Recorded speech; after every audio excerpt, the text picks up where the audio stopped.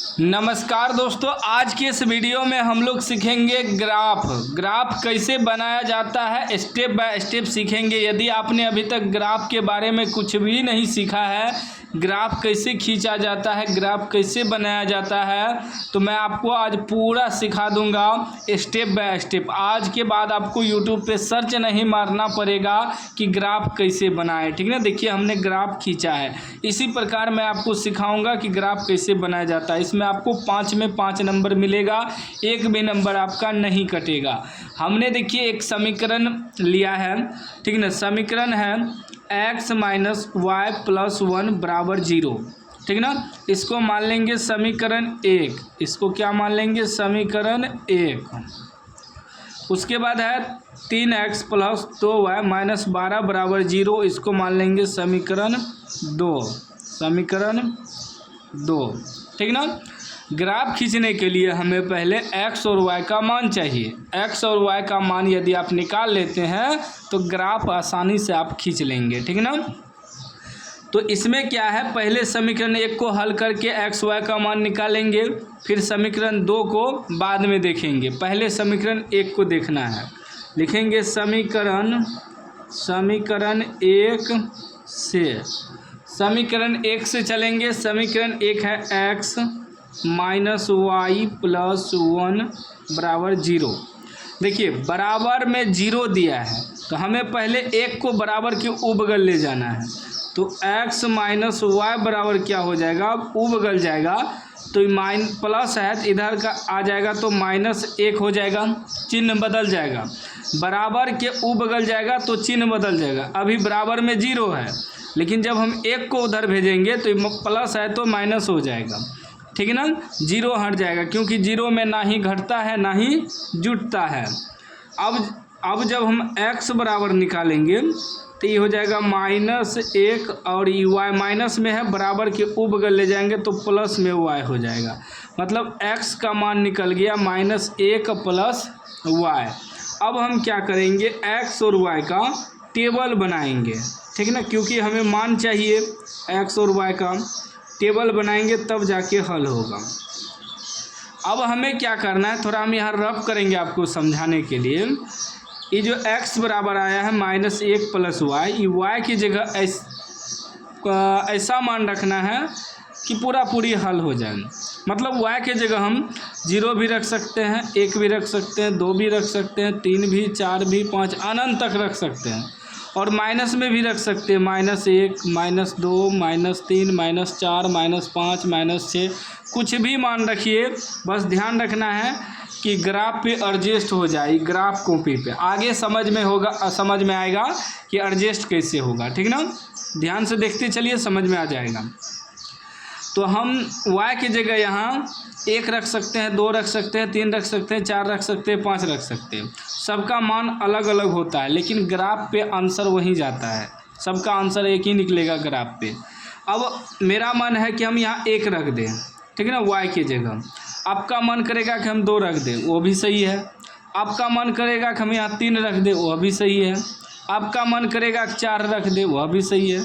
आपका मन करेगा -1 रख दें, -2 रख, सब सही है, ठीक ना। तो चलिए हम 2 रख देते हैं y की जगह। y की जगह 2, तो y की जगह 2 लिख दिए। तो ये क्या हो जाएगा, x बराबर क्या है, -1 प्लस y की जगह हम 2 रखे हैं तो 2 में से 1 घटेगा तो 1 बच जाएगा। तो 1 जो निकला ये x का मान निकला, x की जगह 1 रख देंगे। अब 2 रख चुके हैं, अब कोई दूसरा मान रखना है। 3 रख सकते हैं, 4 रख सकते हैं, 5 रख सकते हैं, ठीक ना।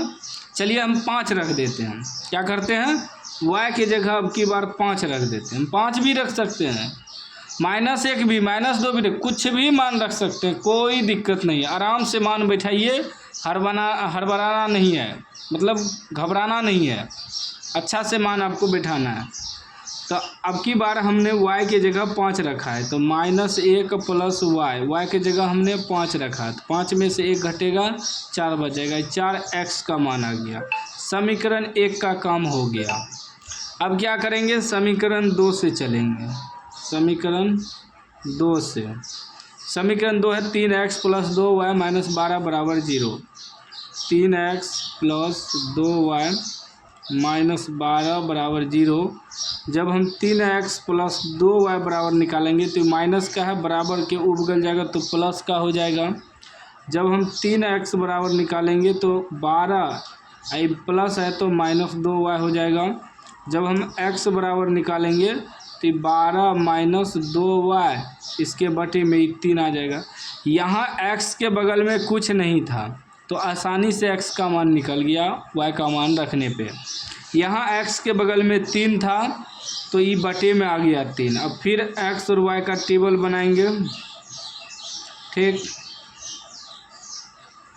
अब फिर रब करेंगे हम, फिर वही y की जगह मान रख सकते हैं 0 1 2 3 4, माइनस में भी 1 2 3 4 10 तक 20 तक 50 तक जहाँ तक रख सकते हैं। छोटा मान रखना चाहिए, छोटा मान ग्राफ खींचने में सही रहता है। अब बड़ा मान आप 100 रख दीजिएगा तो ग्राफ में कहाँ पर एडजस्ट होगा 100, लाइन भी नहीं होगा 100, ठीक है ना। तो ऐसा मान रखना पड़ता है कि ग्राफ पे भी एडजस्ट हो जाए। तो छोटा मान, हमेशा छोटा मान, जब छोटा मान में ही हल हो जाएगा तो बड़ा मान क्या ज़रूरत है रखने का। अब हमें y की जगह ऐसा मान रखना है कि 3 से कट के पूरी हल हो जाना चाहिए। अगर हम 1 रख दे y की जगह तो 2 1 2, 12 में से 2 घटेगा बचेगा 10, 10 में 3 से भाग नहीं लगेगा।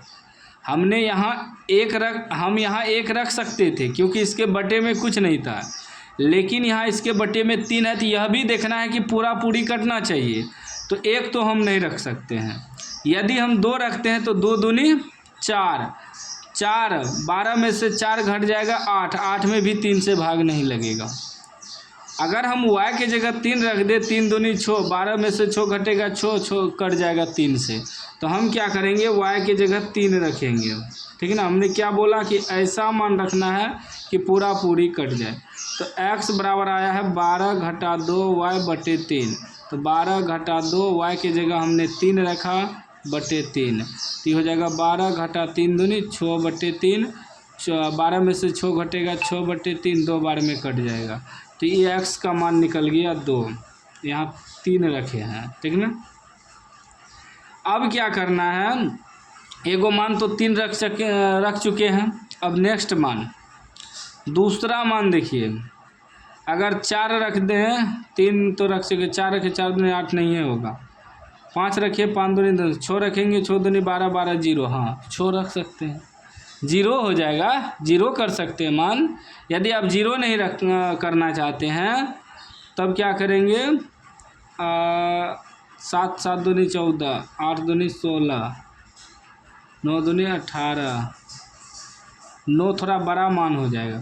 हम माइनस प्लस में 3 रखे हैं ना, माइनस में 3 रख देते हैं अब की बार माइनस में 3, तो क्या आ जाएगा 12 घटा 2y की जगह माइनस 3 रखे हैं बटे 3, तो हो जाएगा 12 माइनस माइनस प्लस 3 दूनी 6 बटे 3, 12 6 18 बटे 3, 3 6 के 18, x का मान 6 निकल गया। 9 थोड़ा बड़ा हो रहा था इसीलिए नहीं रखे, ठीक ना। अब हमारा समीकरण 2 का भी मान निकल गया, ठीक ना। अब आप मान निकालना सीख गए हैं। अब हम लोग ग्राफ खींचेंगे। ग्राफ में क्या होता है, क्षैतिज रेखा x होता है, उदग्र रेखा y होता है। तो हम पहले रेखा खींच लेते हैं। देखिए हम रेखा खींच लिए हैं। ये आपका राइट साइड प्लस में x होता है, लेफ्ट साइड माइनस में x होता है, और ऊपर जो है ऊपर y प्लस में होता है, नीचे y माइनस में होता है, ठीक ना।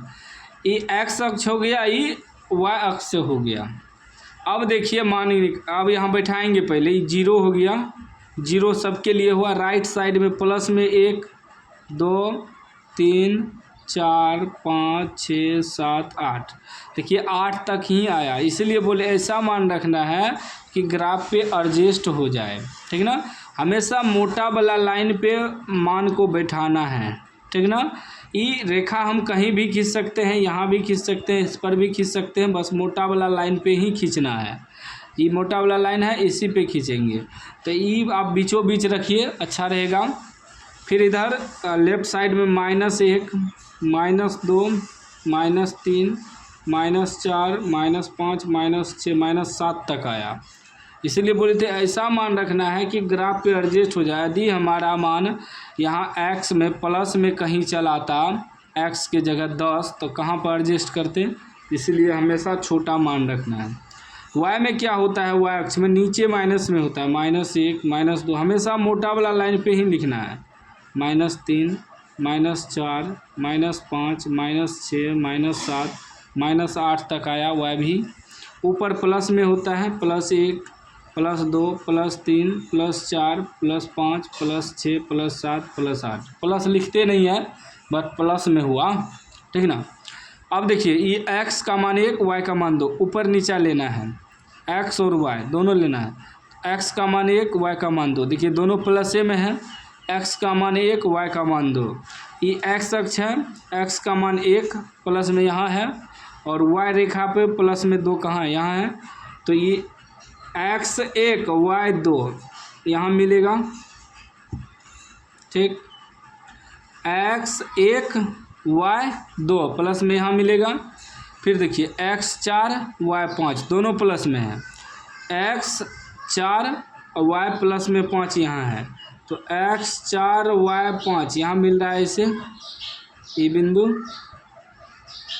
अब ई बिंदु को मिला देंगे एकदम बढ़िया तरीका से।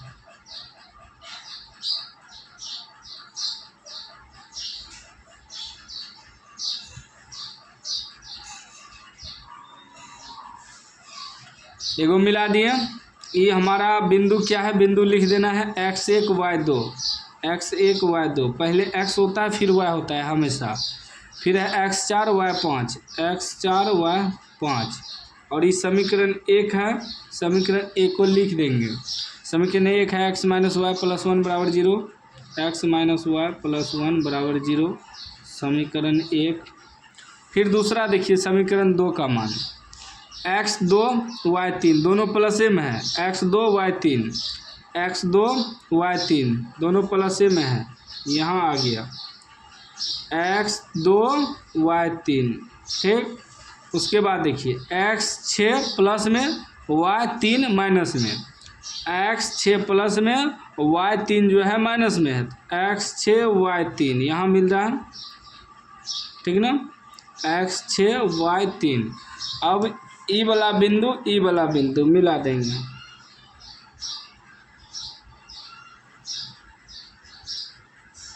मिला दिए, बन गया ग्राफ। है कुछ ग्राफ में जो बिंदु है दर्शा देंगे, x2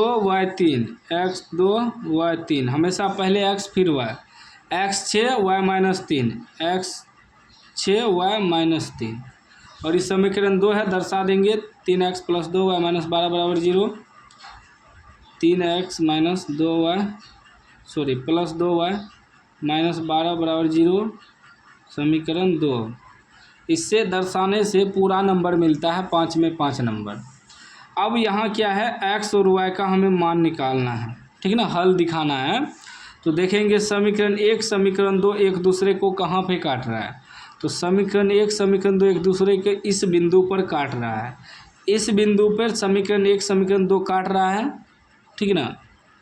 तो यही आंसर हो गया। ये x अक्ष पे देखिए 2 के सामने काट रहा है और y अक्ष 3 के सामने काट रहा है, तो x के जगह 2 y की जगह 3, ये हमारा आंसर हो गया। सीख गए ग्राफ। बताइए कितना आसान तरीका से हमने आपको ग्राफ बताया, इतना आसान तरीका से कोई नहीं बताएगा। वीडियो अच्छा लगा हो तो लाइक कर दीजिए, चैनल को सब्सक्राइब कर दीजिए और घंटी को दबा के ऑल कर दीजिए।